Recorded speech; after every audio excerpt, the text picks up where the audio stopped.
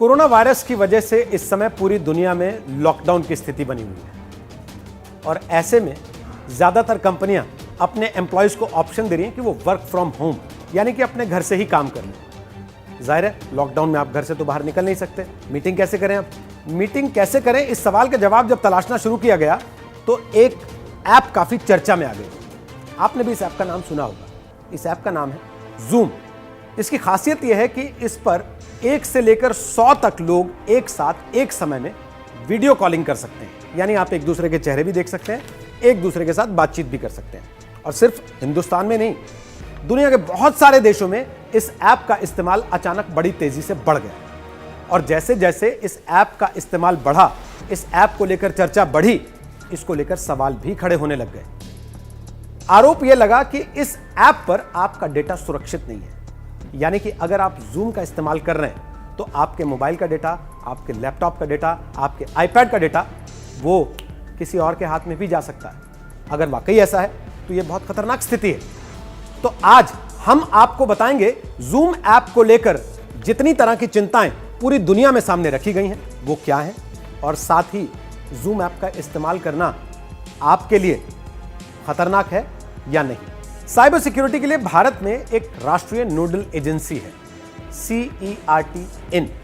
इसका full form है computer emergency response team of India. इस एजेंसी के पास जब जूम का मामला गया तो एजेंसी ने जूम का इस्तेमाल करने वाले भारतीयों को चेतावनी दी कि आपको इस ऐप का इस्तेमाल करते हुए काफी सावधानी बरतने की जरूरत है, क्योंकि अगर आपने सावधानी का इस्तेमाल ना किया तो ये ऐप आप पर साइबर अटैक का जरिया बन सकती है। साथ ही इसे यूज करने वाले की सेंसिटिव इंफॉर्मेशन भी लीक होकर साइबर अपराधियों के पास जा सकती है। अमेरिकी वेबसाइट सीनेट के मुताबिक कैलिफोर्निया में इस ऐप पर एक लॉसूट यानी कि एक मुकदमा भी फाइल कर दिया गया है और इस मुकदमे को फाइल करने के लिए 3 चीजों को आधार बनाया गया है। सबसे पहला आधार यह है कि यह ऐप फेसबुक के साथ अपने डेटा को शेयर कर रही है, यानी कि जो जानकारी आप उनको दे रहे हैं वो उसको जानकारी को फेसबुक के साथ साझा कर रहे हैं। दूसरा आधार, ये ऐप आपको एंड टू एंड एन्क्रिप्शन नहीं देता, जैसा कि आजकल व्हाट्सएप भी देता है आपको। आप जब किसी को मैसेज करते होंगे तो ऊपर लिखा रहता है कि एंड टू एंड एन्क्रिप्शन है इसमें। और तीसरा आधार ये कि इस ऐप के जरिए आसानी से यूजर के वेबकैम को भी एक्सेस किया जा सकता है। और सिर्फ सीनेट ही नहीं, वॉशिंगटन पोस्ट ने भी जूम के ऐप को लेकर थोड़ा सा अध्ययन किया। उन्होंने इन्वेस्टिगेशन किया तो उन्होंने पाया कि हजारों लोगों के पर्सनल जूम वीडियोस इंटरनेट पर फ्री स्पेस में उपलब्ध हैं, यानी कि आपने जूम के जरिए जो बातचीत की, जो वीडियोस इधर से उधर हुए, वो सारे इंटरनेट पर किसी तीसरे, किसी अनजान आदमी के देखने के लिए भी उपलब्ध हैं। इन वीडियोस में से वॉशिंगटन पोस्ट ने 5 लोगों का पता लगाया, उन तक पहुंचे, उनसे बात की और उनसे पूछा तो उनमें से किसी को यह मालूम नहीं था कि उनके वीडियोस लीक होकर आखिर इंटरनेट पर कैसे आ गए। सिक्योरिटी एक्सपर्ट ब्रायन क्रब की माने तो ऐसे बहुत सारे टूल्स हैं जो आपको इंटरनेट पर 1 घंटे में ही 100 जूम मीटिंग आईडीज ढूंढकर सामने रख देंगे, यानी कि 100 ऐसे लोग जिन्होंने मीटिंग्स की होंगी।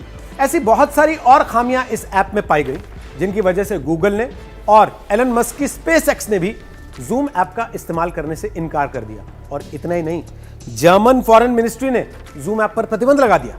इन सारी रिपोर्ट्स के बाद जूम ऐप बनाने वाली कंपनी के CEO एरिक युआन ने वॉल स्ट्रीट जर्नल को एक इंटरव्यू दिया और उस इंटरव्यू में उन्होंने माफी मांगी और साथ ही यह भी कहा कि कंपनी लोगों के विश्वास को बनाए रखने के लिए हर संभव काम करेगी। और उन्होंने यह वादा भी किया कि अगले 90 दिन में, यानी कि 3 महीने में, वो इससे जुड़े सारे सिक्योरिटी इश्यूज को सॉल्व कर लेंगे। अब आपको यह भी जान लेना चाहिए कि आखिर एरिक युआन हैं कौन। जूम ऐप के फाउंडर हैं एरिक युआन और वो एक चाइनीज अमेरिकन हैं। पिछले कुछ ही दिनों में जूम की पॉपुलैरिटी का ग्राफ किस हद तक बढ़ा है, इसका अंदाजा आप इस बात से लगा लीजिए कि पिछले 3 महीनों में उनकी नेटवर्थ 112% बढ़कर $7.5 बिलियन हो गई है और सिर्फ 3 महीनों के अंदर वो ब्लूमबर्ग की बिलियनर्स की लिस्ट में 192 नंबर पर आ गए हैं। दिसंबर 2019 में जूम ऐप के एक्टिव यूजर्स की तादाद थी 1 करोड़, जो मार्च 2020 में 20 करोड़ तक पहुंच गई है, यानी कि 20 गुना ज्यादा। तो अगर आप भी जूम ऐप का इस्तेमाल कर रहे हैं तो इस रिपोर्ट को देखने के बाद आपको घबराने की जरूरत नहीं है।